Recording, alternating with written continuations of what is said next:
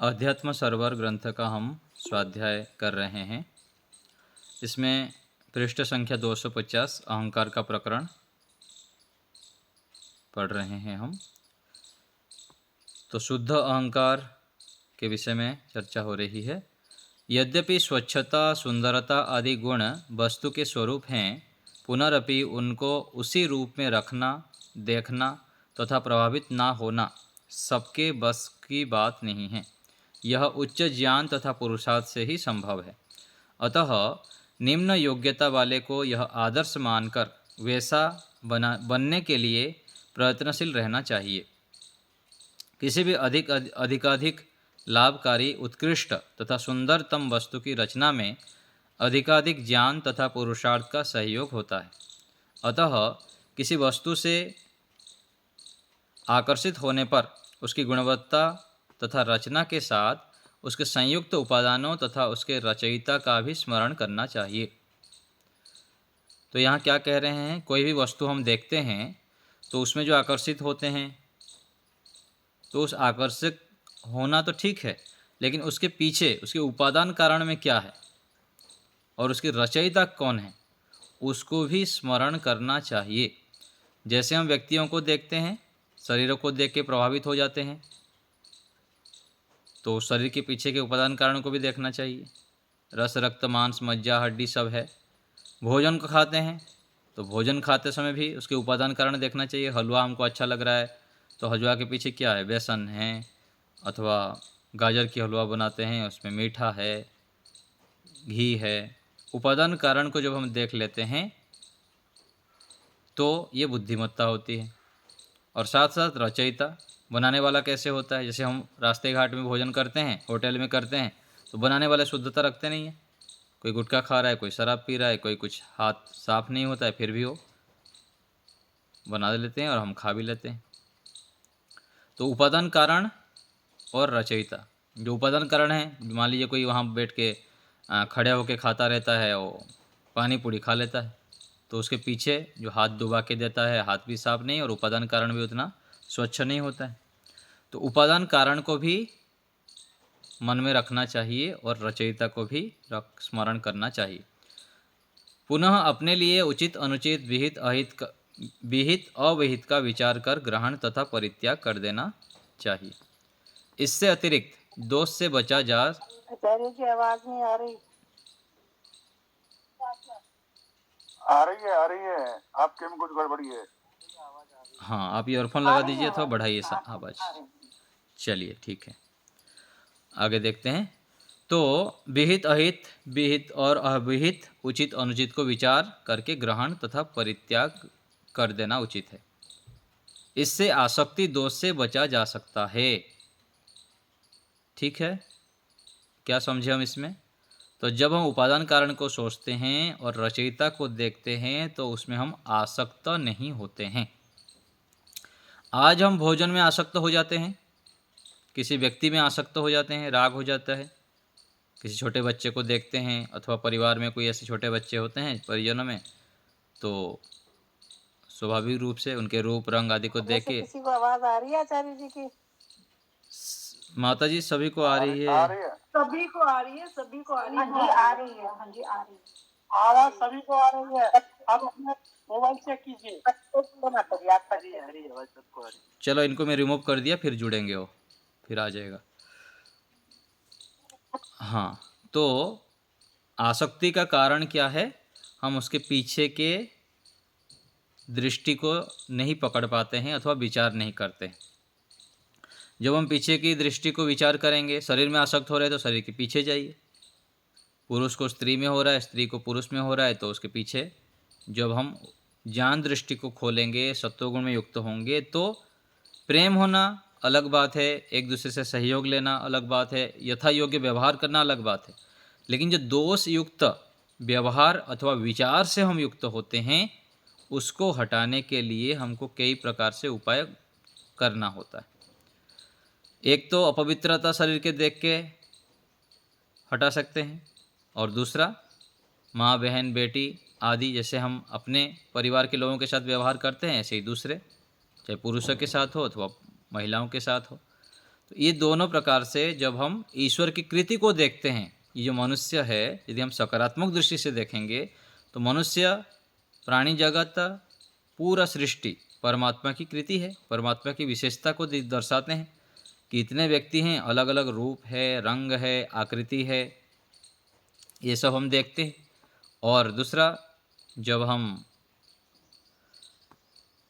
उसमें ईश्वरीय दृष्टि रख के हम चलते रहेंगे तो आसक्ति नहीं होंगे, और उससे आसक्ति से फिर जो हानि होती है उससे हम बच जाएंगे। उससे जो हमको दुख मिलता है, कष्ट आदि प्राप्त करते हैं, उससे बच जाते हैं।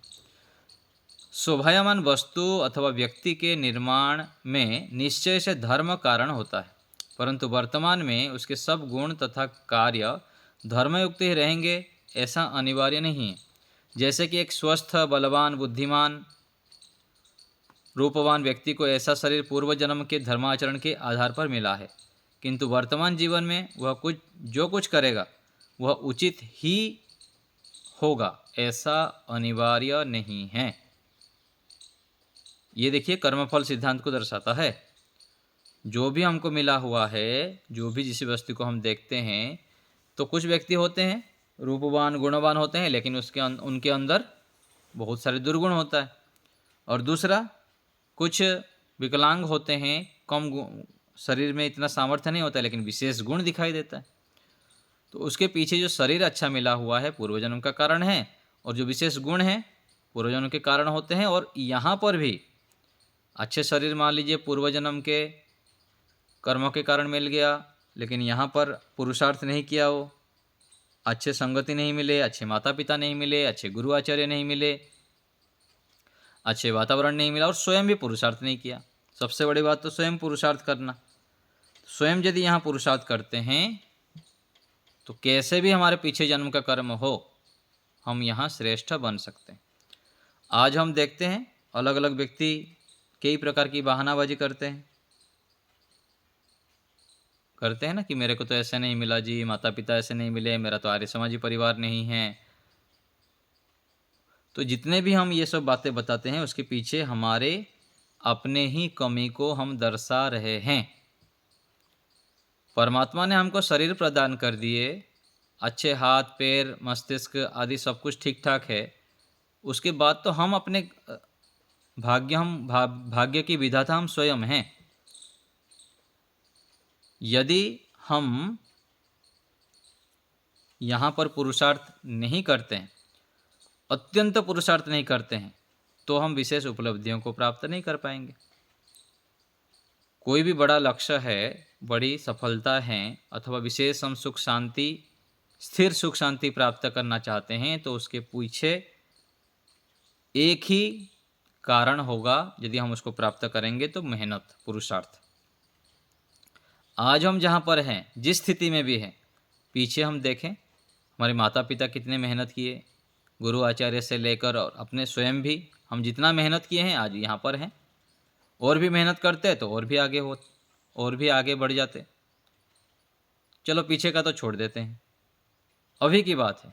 अभी हम जिस स्थिति में हैं, आगे हमको क्या करना है, क्या नहीं करना है, किस लक्ष्य को प्राप्त करना है, हम प्राप्त कर सकते हैं अभी वर्तमान में। यदि हम संकल्प उस प्रकार से दृढ़ करें, क्या बनना चाहते हैं हमको पता ही नहीं। यदि हमको पूछा जाएगा, हजारों में से शायद 5-10 व्यक्ति होंगे जिनका लक्ष्य उनका सामने रहता है। 995 व्यक्ति तो लक्ष्य ही विहीन जीवन यापन कर रहे हैं। हमको यदि पूछा जाए हमारे जीवन का लक्ष्य क्या है, हम भी सोचते रहेंगे मेरा ये लक्ष्य है, ये लक्ष्य है, नहीं है, मैं तो कुछ सोचा भी नहीं इसके विषय में। ऐसे नहीं होना चाहिए। जीवन में लक्ष्य होना चाहिए। जीवन में हमारा लक्ष्य होना चाहिए। यदि लक्ष्य नहीं है तो फिर हमारी विशेष उन्नति नहीं होगी।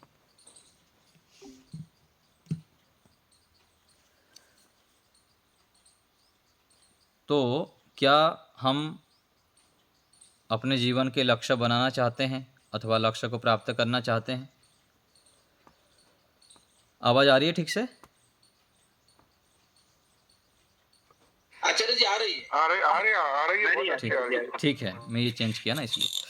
तो मैं बता रहा था कि हमको अपना लक्ष्य सामने रखना चाहिए। यदि लक्ष्य सामने नहीं रखेंगे तो हम जिस चीज़ को प्राप्त करना चाहते हैं वो प्राप्त नहीं कर पाएंगे अथवा विलम्ब से प्राप्त करेंगे। तो अपना लक्ष्य पहले हम विचार करें, उसके लिए समय लगाइए। मैं भी बहुत दिनों तक ये मेरे बुद्धि में बैठता ही नहीं था, ये लक्ष्य क्या कहते हैं, अपने जीवन में लक्ष्य बनाना चाहिए, मेरे बुद्धि में बैठता ही नहीं था, अथवा मैं कभी सोचता भी नहीं था इस विषय में, मुझको क्या करना है, क्या मेरे को प्राप्त करना है, पता ही नहीं था। और इसीलिए उस प्रकार से पुरुषार्थ भी नहीं करते थे, हम कम करते थे। तो हमें अपने जीवन के लक्ष्य को सामने रखना चाहिए, मुझको ऐसे बनना है, इसके तरह, इनके तरह बनना है, और ये चीज़ें मुझको प्राप्त करनी है। ये हर समय हमको बुद्धि में रखना चाहिए, तब जाके हम अखंड प्रचंड पुरुषार्थ करेंगे, पसीना बहाएंगे, मेहनत करेंगे। यदि लक्ष्य नहीं बनाएंगे तो ढीला ढाला चलते रहेंगे, आलस्य प्रमाद करते रहेंगे, समय की बर्बादी करते रहेंगे, बस ऐसे चलते रहेंगे। तो आप सोचें, और मैं पूछूंगा थोड़ी दिनों बाद कि आप क्या लक्ष्य लेके चल रहे हैं। चाहे व्यक्तिगत रूप में मुझको बताएं अथवा कक्षा में बताना चाहें, कक्षा में भी बता सकते हैं, क्योंकि लक्ष्य बहुत ज़रूरी है। क्या मैं प्राप्त करना चाहता हूँ, आज मेरा जो जीवन है, 5 साल बाद मैं अपने आप को किस रूप में देखना चाहता हूँ, 1 साल बाद मैं किस रूप में अपने आप को देखना चाहता हूँ, 10 साल बाद मैं अपने आप को क्या देखना चाहता हूँ, क्या कहाँ पहुँचना चाहता हूँ। क्या लक्ष्य है हमारे सामने? कुछ नहीं है, नहीं है, नहीं है। यदि लक्ष्य रहेगा तो दिन रात एक करके हम उसको प्राप्त करने के लिए पीछे पड़ जाएंगे, पीछे पड़ जाएंगे, पागल हो जाएंगे उसके लिए। हम सुबह शाम उठते बैठते जागते हो हमको वही लक्ष्य ही दिखाई देगा, और इसके लिए परमात्मा से प्रार्थना करें कि प्रभु मैं क्या लक्ष्य बनाऊं, बताइए। तो लक्ष्य जिसका है ना, जिसका लक्ष्य है जीवन में, उसका बैठना उठना चाल चलन विचार सब दिखाई देगा, किस रूप में वो जीवन जी रहा। हम अपना निरीक्षण करें, क्या हमारे अंदर आग जल रहा है तीव्रता से कि मुझको ये प्राप्त करना है। उसके लिए हम एक एक मिनट एक एक सेकंड जागरूक रहते हैं, सुबह शाम उठते बैठते हम क्या सोचते हैं उसके विषय में कि मुझको ये प्राप्त करना है। तो हमको सोचना चाहिए, अवश्य ही सोचना चाहिए, और लक्ष्य को हर समय आंखों के सामने रखना है कि मुझको इस तरह से बनना है। कोई भी आप किसी भी क्षेत्र में किसी को भी आदर्श माने और उनको सामने रखें, और उसके लिए फिर कठोर मेहनत करें, तब जाके हम शीघ्र सफल होंगे। जो प्राप्त करना चाहते हैं शीघ्रता से प्राप्त कर पाएंगे, अथवा जो प्राप्त करना चाहते हैं उससे बड़ी उपलब्धि प्राप्त कर सकते हैं।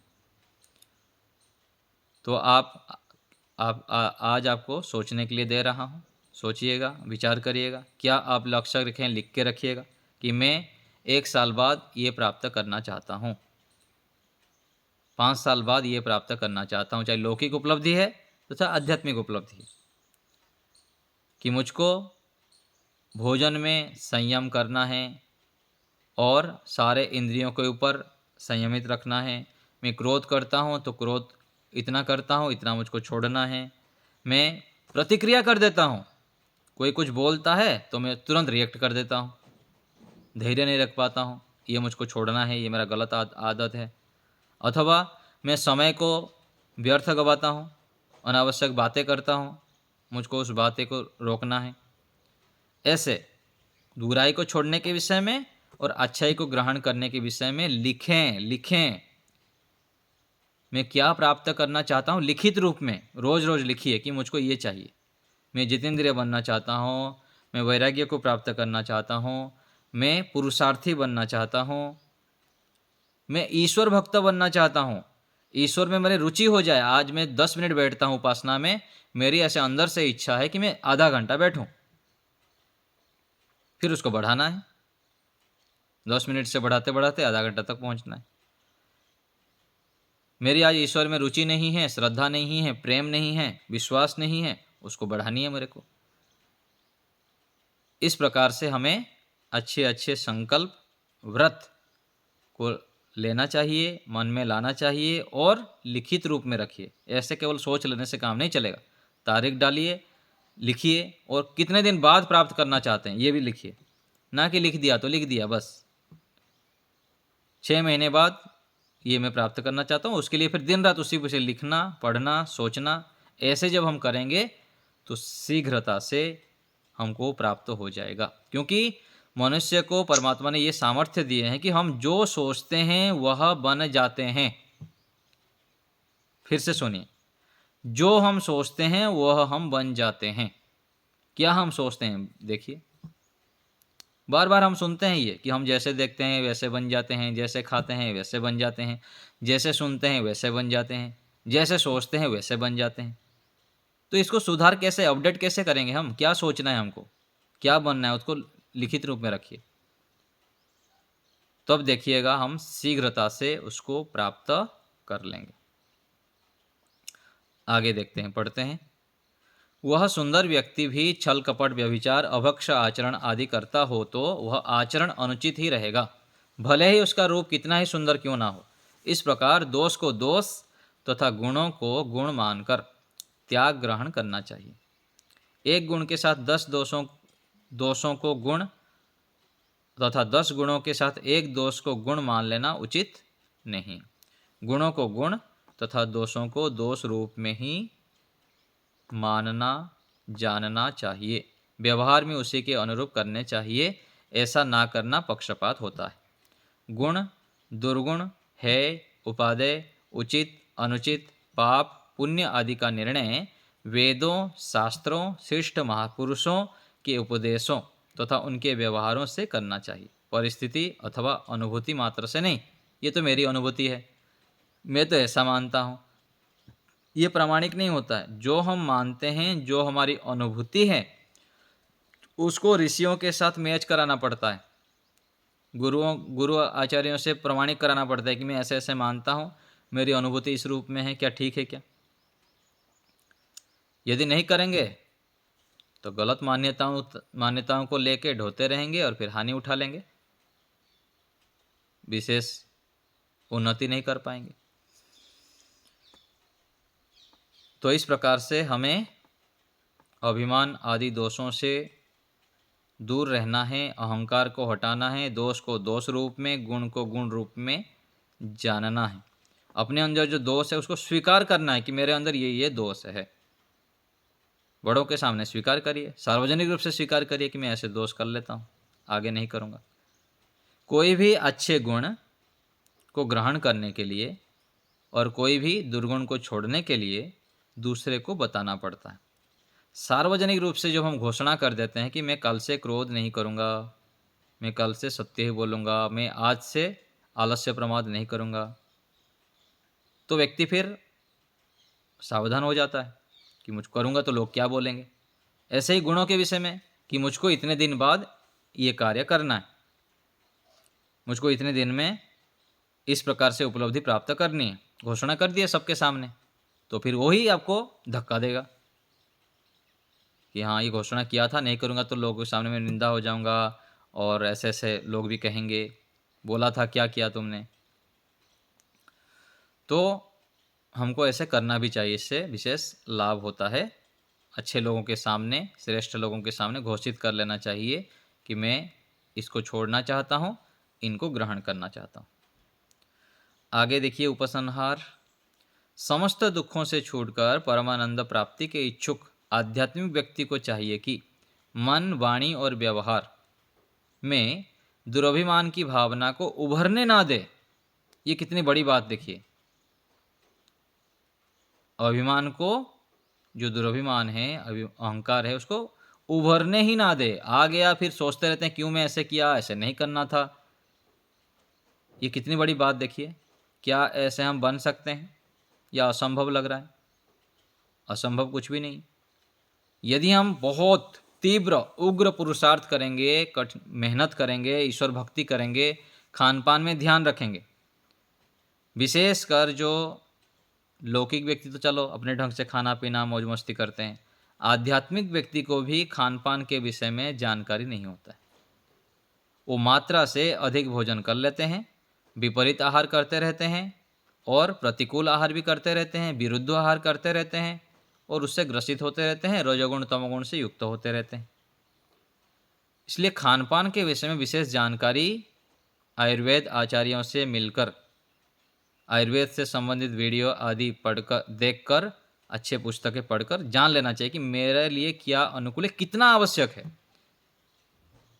एक व्यक्ति है 5 किलोमीटर दौड़ लगाता है, वो आधा लीटर दूध पीता है, और एक व्यक्ति है दौड़ कुछ लगाता ही नहीं, ना मेहनत करता है, बस 1 लीटर दूध पी के सो जाता है।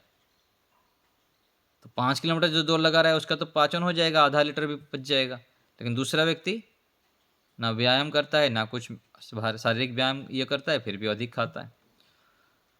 तो हमको अपना शरीर को परीक्षण करना चाहिए कि मेरे को कितना चाहिए और मैं क्या खाता हूँ, क्योंकि संस्कार वसात व्यक्ति जन्म जन्मांतरों के संस्कार, और इसी जीवन में माता पिता गुरुजन और स्वयं की पुरुषार्थ भी नहीं किया, कोई हमको सिखाया नहीं, बताया नहीं, तो क्या खाना, कितना खाना, कब खाना, कैसे खाना, ये सब हमको जानकारी होता ही नहीं। बस धड़ाधड़ खा ही रहे हैं, भूख नहीं है फिर भी खा रहे हैं, टाइम हो गया तो खा लेना है, ठूस देना है, बस ये कूड़ा पात्र है ना, उठाओ डाल दो। रोटी चाहिए 2, खा लेता है 5। शाम को जल्दी भोजन कर लेना चाहिए 6 बजे के आसपास, अधिकतर मान लीजिए 7 ले लीजिए, वो भी हानिकारक है। रात को दूध पी लिए बस। कितना कितना अज्ञानता है देखिए व्यक्ति। मैं कभी सोचता हूँ ना, ये ज्ञान हमको क्यों इतना लेट में हो रहा है। बड़ी बड़ी आयु हो जाने के बाद भी खान पान का ज्ञान होता ही नहीं। और इसी कारण से देखिए आज घुटना दर्द है, सिर दर्द है, ये बीमारी है, वो बीमारी है, ऐसा है वैसा है। ये सब का कारण क्या है? आयुर्वेद से संबंधित, आयुर्वेद के आधार पर खान पान का जानकारी हमें बिल्कुल भी ना होना। थोड़ा सा है उसके आधार पर चलता है, काम चला रहे हैं हम। खाकर जितना बीमार पड़ते हैं, कम खाए बिना खाए उतना बीमार नहीं पड़ते। तो इसको भी हमें ध्यान देनी चाहिए। यदि आध्यात्मिक उन्नति प्राप्त करना चाहते हैं, विशेष साधना करना चाहते हैं, सत्वगुण को बढ़ाना चाहते हैं, समाधि लगाना चाहते हैं, मोक्ष की ओर बढ़ना चाहते हैं, सुखी रहना चाहते हैं, निरोग रहना चाहते हैं। अष्टांग हृदय आदि में एक बात आती है कि 1 बार खाए योगी, 2 बार खाए भोगी, 3 बार खाए रोगी और 4 बार खाए गया हो। तो देखिए अपना निरीक्षण हम करें। एक आता है संस्कृत श्लोक, एक भुक्तम सदा आरोग्यम, द्विभुक्तम बलवर्धनम, त्रिभुक्तम तो रोगकारकम, चतुर्भुक्तम तो मारकम। थोड़ा बहुत संस्कृत शब्द में आगे पीछे हो सकता है। एक बार जो खाते हैं वो योगी, और जो मान लीजिए थोड़ा शारीरिक व्यायाम करता है, दिन भर मेहनत अधिक करना पड़ता है, तो 2 बार खा लो, बलवर्धनम, बल बढ़ेगा। और 3 बार खाए तो रोगी, और 4 बार खाए तो गया। आज तो व्यक्ति 8-8 बार लगा रहते हैं सुबह से शाम तक, जहाँ गए कुछ भी कोई दे दिया, बस डाल दो, ये तो फ्री है ना। तो इसलिए हमको विशेष खान पान के ऊपर ध्यान देनी चाहिए। इससे बहुत अधिक फर्क पड़ता है हमारे मानसिक चिंतन खान पान के ऊपर, ये खान पान के आधार पर। इसलिए हमारे अंदर आलस्य, प्रमाद आदि आदि बना रहता है। कई घंटा सोते हैं फिर भी आलस्य, प्रमाद, रोग, पेट दर्द, सिर दर्द आदि बना रहता है। ये भोजन के विषय में अज्ञानता होने से।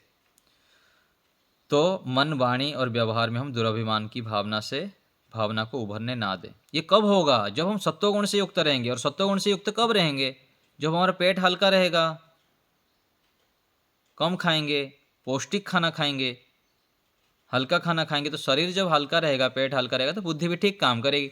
और पेट में भरा पड़ा है तो बुद्धि कैसे काम करेगी? पेट के साथ बुद्धि पूरा कनेक्टेड है। अधिक आप देखिए, जब हम पेट खाली रहता है कितने बुद्धि ठीक चलती है, बढ़िया हल्का महसूस करते हैं। और खा लिए तो फिर भारी भारी लगता है, कुछ बुद्धि चलती ही नहीं। तो यह स्थिति है। तो दुराभिमानी की भावना जो है ये हानिकारक है, उसको उभरने ही ना दे, ये बहुत बड़ी बाधा है दुराभिमान। प्रसन्नता निर्भयता का विरोधी होने से इसको दूर करने के लिए सदा प्रयत्नशील रहना चाहिए। अत्यंत ज्ञानी विषयी व्यक्ति मन वाणी तथा व्यवहार में इसका प्रयोग करता हुआ भी इसे समझ नहीं पाता है तथा रोकने में सर्वथा असमर्थ होता है। ये जो दुराभिमानी की भावना है, यह इसका स्थूल रूप तथा प्रथम स्तर है। अच्छा, इच्छा विघात, आज्ञा उल्लंघन आदि विशेष स्थितियों में जब यह भावना प्रकट होती है, विशेषकर अधिकार के नष्ट हो जाने पर, कर्तव्य से चूक हो जाने पर, आरोप, विश्वासघात, अपमान आदि के अवसर पर इसका प्रबल रूप प्रकट होता है। व्यक्ति बोलते हैं मैं देख लूंगा तुमको, ऐसे बोलते हैं ना, देख लूंगा तो छोड़ूंगा नहीं। कैसे कैसे अभिमान होता है। तो किस स्थिति में होती है ये? विश्वासघात कोई कर ले, कोई हमारे पर आरोप लगा दे कि आप तो ऐसे किए हैं, तो फिर वो क्या बोलते हैं, तुम भी क्या कम हो क्या, तुम्हारे अंदर भी तो यही है। तो कोई एक दोष हमको दिखा दे, बस उसका हम 5 दोष दिखा के कसर छोड़ते हैं। ये किस लिए है? ये है दुराभिमान के कारण। और ये तुरंत प्रतिक्रिया करना भी हानिकारक है। कोई हमको बोल दिया कि ऐसा है, तो थोड़ा शांत रहें, विचार करें क्या मेरे अंदर ये दोष है क्या। यदि है तो ठीक है, छोड़ दूंगा मैं, और यदि नहीं है तो उसका दोष है जो बोल रहे, तो फिर उसको प्रतिकार करके, फिर आरोपित करके हम दोषी अधिक बन जाते हैं। तो इन सब स्थितियों में कर्तव्य चूक जाने पर, आरोप लगाने पर, विश्वासघात होने पर, अपमान आदि के अवसर पर ये दुराभिमान जो है प्रकट रूप में दिखाई देता है, और वहाँ पर हम फेल हो जाते हैं। सालों साल मेहनत करते हैं, साधना करते हैं, शिविर में जाते हैं, यज्ञ करते हैं, ध्यान करते हैं, स्वाध्याय करते हैं, और ये छोटी छोटी व्यवहार में क्रोध कर लेते हैं और प्रतिक्रिया कर लेते हैं, झूठ बोल देते हैं। तो फिर घर वाले बोलते हैं तुम इतना सारा करते हो, क्या लाभ है। मेरे सामने ही ऐसे ही हुआ। कोई एक व्यक्ति थे, तो उनके धर्मपत्नी जी आर्य समाज में आते नहीं, जाते नहीं, कुछ नहीं करते, लेकिन फिर वहाँ पर वो काफ़ी सालों से जाते आते रहते हैं, बड़े बड़े कार्य भी करते हैं समाज के। मेरे सामने ही घटना हुई। तो कुछ प्रसंग चला तो वो झूठ बोल दिए। वो विवाह में गए थे, किसी फंक्शन में हम लोग खड़े थे, तो वो बोले कि आप भोजन करके आ गए हैं क्या, करिए यहाँ पर। बोलने में करके आ गया हूँ। जब क्यों करके आने आए थे, उनके धर्मपत्नी बोल रहे देखिए ये आर्य समाजी बोलते हैं अपने आप को, कहाँ किए भोजन। तो ऐसे स्थितियाँ होती है घर में, जो हम दूसरे को सुधारना चाहते हैं ना, इसीलिए सुधरते नहीं हैं, क्योंकि हम अपने आचरण को ठीक नहीं कर पाते हैं। और उनको बोलते हैं, पति बोलता है पत्नी को, आपके अंदर ये दोष है, आप ये गलती बार बार करते रहते हो। और पत्नी पति को, पति पत्नी को, ऐसे ही बच्चे माता पिता को, माता पिता बच्चे को दोषारोपण करते रहते हैं। तो हम अपने आचरण को जब सुधारते हैं, तब जाके दूसरे उससे प्रभावित होके अपने दोस्तों को छोड़ते हैं। हमको आरोपित इसलिए नहीं करना चाहिए। ये दुराभिमान के कारण हम आरोप करते हैं, दूसरे में गलतियाँ अधिक दिखाते हैं, आदि आदि दोष करते रहते हैं। इस काल में व्यक्ति इससे प्रभावित होकर अनियंत्रित रूप में वाणी आदि का प्रयोग कर पुनः रुक जाता है। वाणी आदि का प्रयोग गलत रूप में कर लेता है। यह इसका प्रथम स्तर है। तीसरा सूक्ष्म स्तर पर मन में ही रहता है, जिसको कि व्यक्ति स्वयं ही पकड़ पा सकता है। इसको प्राय दूसरे पकड़ नहीं पाते हैं। जैसे मुख आदि पर विशेष लक्षण प्रकट किए बिना भी व्यक्ति काम, लोभ, मोह आदि से युक्त हो जाता है, वैसे ही क्रोध, अभिमान आदि से अंदर ही अंदर युक्त होकर चेष्टा में प्रवृत्त हो जाता है। ज्ञात होने पर नियंत्रण भी कर लेता है।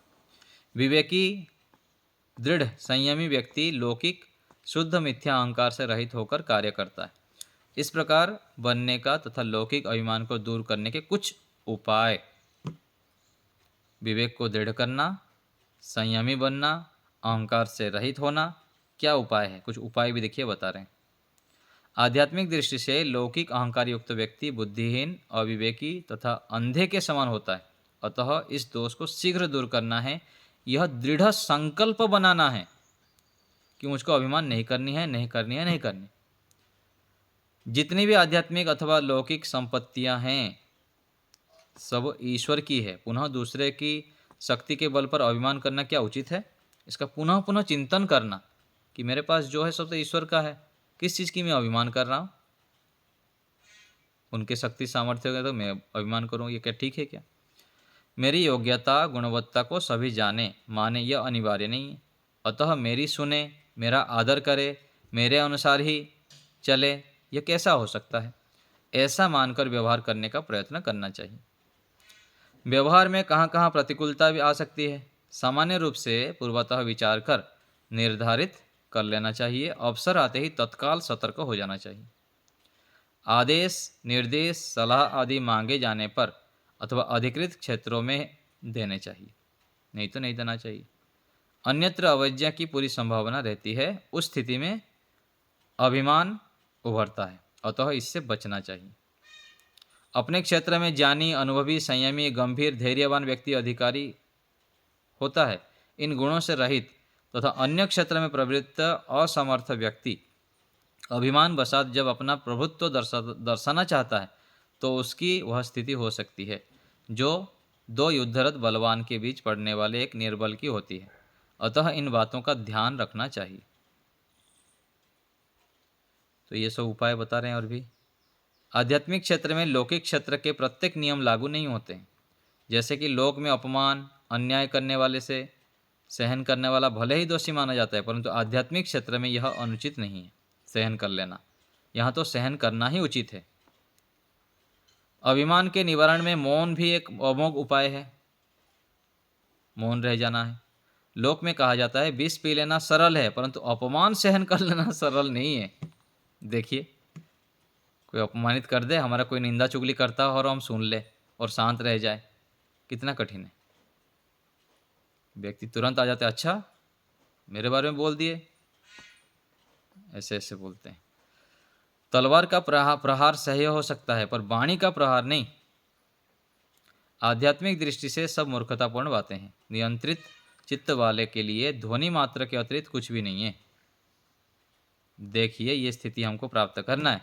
कोई हमारी निंदा करे, अपमान करे, कुछ भी करे, लेकिन हम यदि शांत रह गए तो हम बलवान हैं, मजबूत है, जितेंद्रिय है। दूसरे व्यक्ति लड़ाई झगड़ा करते रहते हैं इस ध्वनि को लेकर, ये ऐसे बोल दिया, वैसे बोल दिया, ऐसा क्यों कहा, ऐसा क्यों नहीं कहा, ये सब चलता रहता है।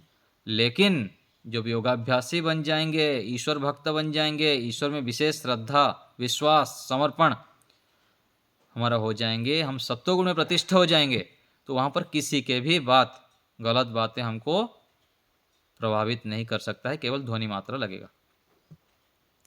सुनते हैं, राणा परिवार के किसी वृद्ध के समक्ष किसी सामंत ने अपनी मूंछ पर हाथ रख दिया, बस क्या था, धरती रक्त से लाल हो गई। आध्यात्मिक व्यक्ति ऐसी मूर्खता कभी नहीं करता है।